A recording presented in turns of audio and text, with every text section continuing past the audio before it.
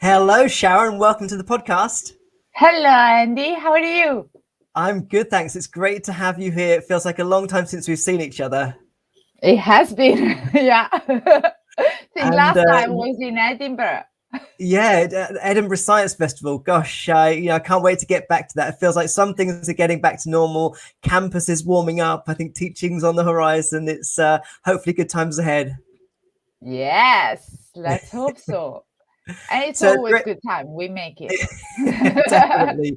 And there is so much that happens around sort of science communication, public engagement at the University of Salford. And it's great to have you here because I know you're very active in these areas too. So maybe just to kick things off for the episode, tell us a little bit about your journey into research, because that's one of the really fascinating things. What led you into research as a career? What was your starting point? What kicked it off for you? Well, I remember it as if it was yesterday. So I went to study for my undergrads in Padova, which is obviously I'm Italian. So Padova is one of the universities that has one of the best psychology departments in Italy. I was lucky enough to make it in. And one day during my second year, my Professor Contarello, she invited Samuel Gertner to come. He's a US-based researcher. And I cannot tell you, I completely fell in love with his work and the research he was doing. And it was like, that's what I want to do. He was developing this model of prejudice that was called the dual model of prejudice. And he was explaining how sometimes we think we're not prejudiced and we don't say anything that is prejudice. We don't do anything that is prejudice, but still implicitly we act in a discriminatory, prejudice way. And he and Ovidio and their team started doing some creative experiments to demonstrate this. Some being like in the tube with someone dropping books and see who picks the books up. Some pretending to be, lost in the highway and calling people for help. I mean, it was brilliant. And for me, it was a revelation. That's when I decided that's what I'm going to do when I grow up. Haven't grown up yet. Yeah. That's so interesting. Actually, I remember also my second year of undergraduate being a period where research seemed like an interesting career path. And I think it's partly you've got through the first year at university, you're now thinking about bedding in those skills and thinking about your future. And second year is such an important, I think, period in that transition. But so then that's really inspiring to hear about. So you were interested in psychology from very early on. Was that a choice well before university? Did that really become your focus sort of early on in life? No, not really. No. Okay. I wanted to study philosophy. Yeah. I was drawn. Well, when I was very little, I wanted to become a medical doctor. Right. However, once my sister got hurt and she was bleeding all over, and I almost fainted. So I was like, maybe doctor is not my career. Maybe I'm not cut for that. So I switched, and then I was always in this fantastic world of ideas, and I love thinking, I love creating, I love trying to understand everything around me. So philosophy seemed like the obvious way for me. However, it felt like, well, number one, I was 18-year-old. I wanted to get out, and philosophy was right next door. So I wanted to find something similar that wasn't next door. And also, I have gone through my own troubles, like every teenager, psychologically, and I wanted to understand. I wanted to learn. So that's what brought me to Padua and to psychology. And I've been so lucky because there are amazing teachers there, and they really are inspirational, and they changed my life, which is why I decided that if I ever could do the same for even one person, that's what I'm gonna do. And at some point in that journey, you were led to Salford University. So when did you join? What was that process? Well, that was because I was working at Christchurch University at the time. And I had started a module in media psychology that was very popular back there. And I saw that at Salford, not only they were about to start a master's in media psychology that was already designed, so I didn't need to do anything, just do it. And it was a media city. We would teach at Media City. And prior to working at Christchurch University, I worked at Goldsmith as a research assistant in the media and communication department. And for that project, I had to go once to Whitehall, to the BBC building. I don't know how to describe. I felt when I approached the BBC building, I felt so honored. So I can't put it in words, but the idea of being shoulder to shoulder with those that have so much potential in improving the world and our society. They have this potential, this ability, and the idea of being there and having the opportunity to help them, or, well, obviously I'm no one to help, but to give pointers and to share what I know was irresistible to me.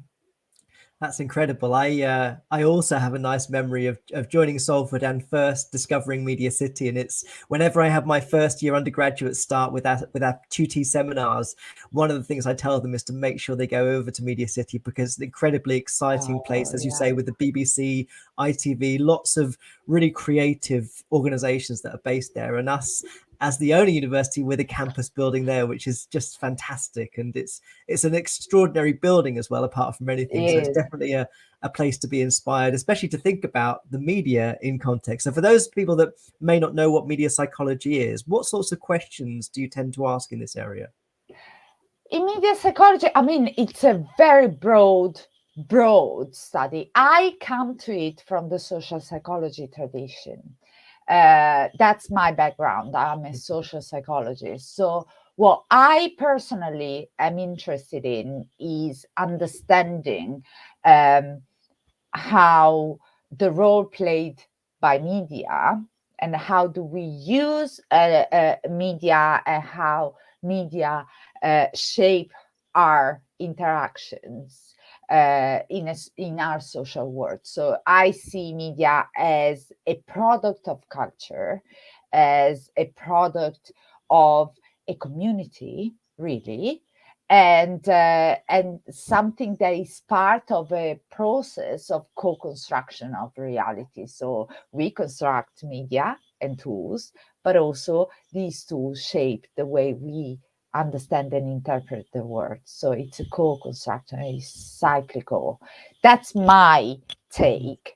However, media psychology, as I said, is very broad. And one of the strongest definition is Karen D. Shackelford's definition, that is the study of the interaction of the human with media, as broad as that. So you can have usability research. My colleague Adam Galpin, who leads the masters with me, is an expert in usability.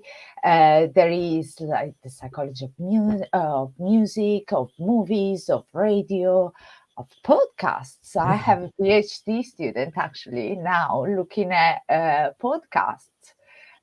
So I'm going to ask him to look at this and tell us what he can say about the podcast.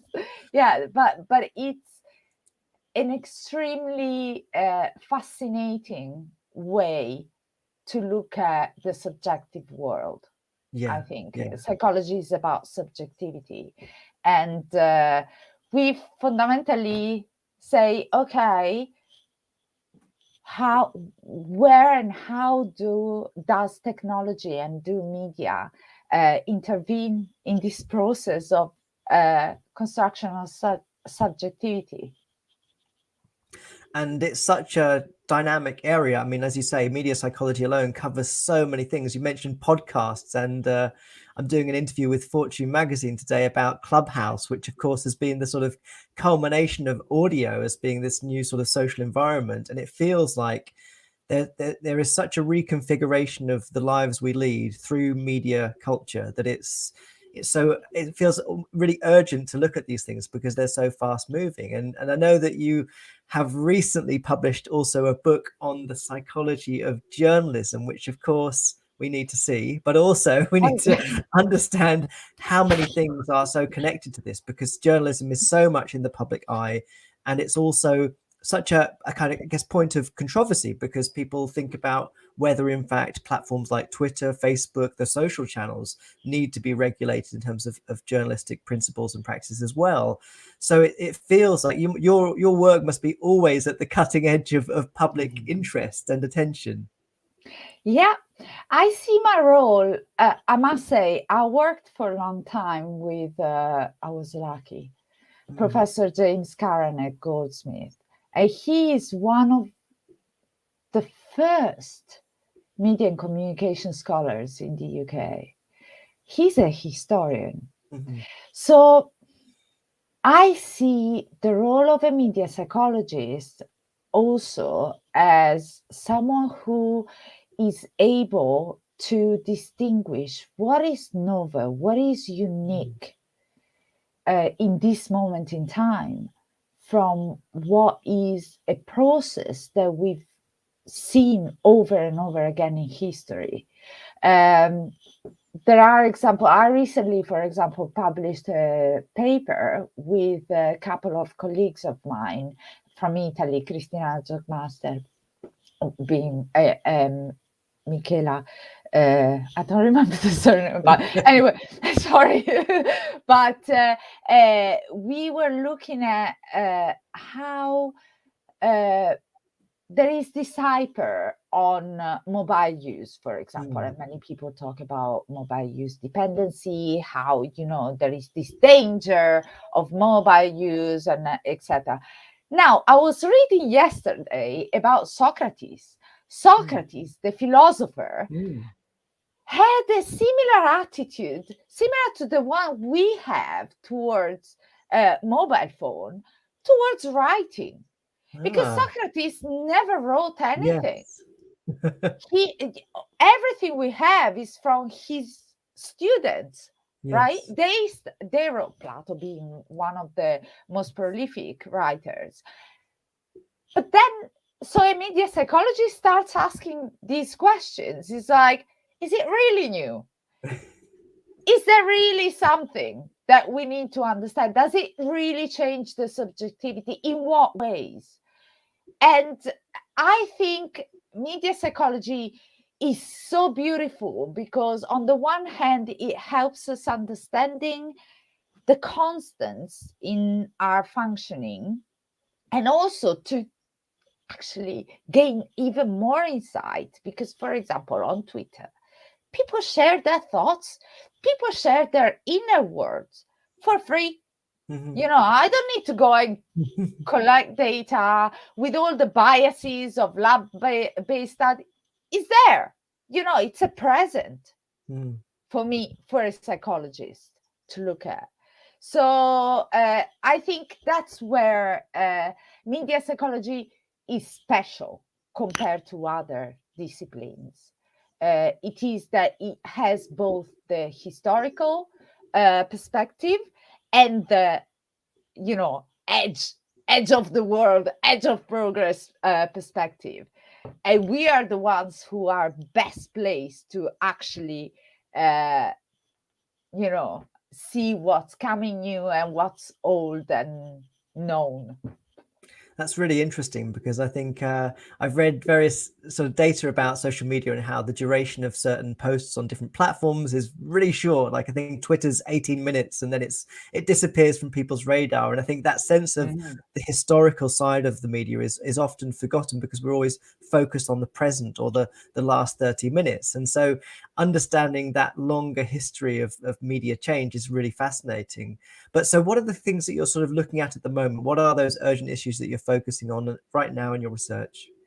Right now, so I'm editing a special issue for Frontiers in political science, where we're looking at activism during COVID. And and the role of media obviously in this. So whether the way activists use media has been different, whether the way media talk about activists has been different during COVID, whether we think these changes are long term or they're limited in time to that particular crisis time, etc. So besides editing the issue, I'm also doing a piece of research, a systematic, not systematic, scoping review of existing evidence on the role of COVID during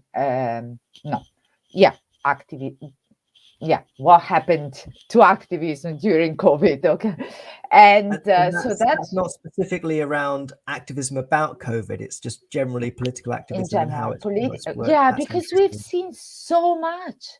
Yeah. If you think of it, and it could, I suspect there is, in part is because people were freer to think about the big picture because they weren't like entrapped in their everyday back and forth from work kind of stuff. In part it might be because the emotions and the way you live the events is different when you are living them through the online world, etc., etc. So there could be, I mean, this is just my speculation. I really look forward to what the experts can tell me in the papers they submit to their special issue. But that's one area that I'm looking at the moment. And there are others as well. I mean, I guess what's interesting about that is the sort of naively perhaps the implication was that especially during lockdown that there was to some degree a suspension of the possibility of being a political activist because you weren't out in public mobilizing, activating together, and so that may have given rise to, I guess, a more prominence of digital activism, but it's hard to say really. It is hard to say. However, social psychology has explored for a long time digital activism and computer mediated communication and the link between the two. So, for example, there is one example that I always talk about is a study that looked at the role of the YouTube documentary on Connie on the activism and digital activism, basically, of people who watched the documentary. And there is this talk about opinion-based groups. And these are groups that are formed by shared opinion. And the more we enter the world of social media, the better we can understand what an opinion-based group is, really, I think. So there is research already, and there is evidence already that online activism is actually connected to offline activism. And there is a correlation of about 0.35 across the study. I mean, I'm averaging and I'm not like a machine, so I might be wrong, but there is a correlation. So that means that it's likely that someone who engages in online activism will translate that activism into offline activism as well, given the right conditions, of course. I mean, it's interesting because I think sometimes people will say that being a sort of digital activist isn't enough and that you need to get out there and do things. But if there's actually a journey from being digitally active, engaged, and then towards perhaps being active in other ways, that's a really interesting thing to know. Yeah, there is, again, like in most cases, there are like the critics of the online activism and the proponents of it. So Pippa Norris, for example, she was a big proponent of the internet as the force for the Chris Sheehy as well. They were talking extensively about the potential of the internet in democratizing and bringing people, making them more active, making it easier for many to actually say their piece, have their opinion, express their opinion and talk about their issues. And we've seen it, like I'll never forget, once at Salford, we organized an event and Meg John Barker came, and it was on social media and feminism. And she came and she talked about the parody movies, parody videos that different communities, minoritized groups did of a song. Oh God, it was a very controversial one, and now I don't remember it. I mean, I remember it, but I don't think it's appropriate if I start singing it. I'll post it as a comment, okay? But there was this song that was very sexist, and it was objectifying women quite clearly. And activists took ownership and did parody video, and that was an empowering experience. That's weird. And that helps these communities to gain visibility, to be heard, to propose alternative narratives. We can't underestimate that. I don't think. And so speaking of alternative narratives, we of course are in the middle of gearing up to the COP26 in Glasgow later in the year, and I know that sort of political and media communications around climate are one of those areas that you look at, which must be sort of continually sort of fascinating. But how do you see things sort of leading up to COP? Are you sort of optimistic that the media communications are being effective at getting messages across, or what have you learned from your research? Thank you for that question, because we are in the middle of the impossible rebellion. And I have made no mystery that I'm a supporter of Extinction Rebellion. I've always been, and if it wasn't that my cat is ill right now, I would be in the streets in London. So, no doubt about that. And I think I've listened very carefully to journalists who are maybe environmental correspondents. Their heart is in the right place.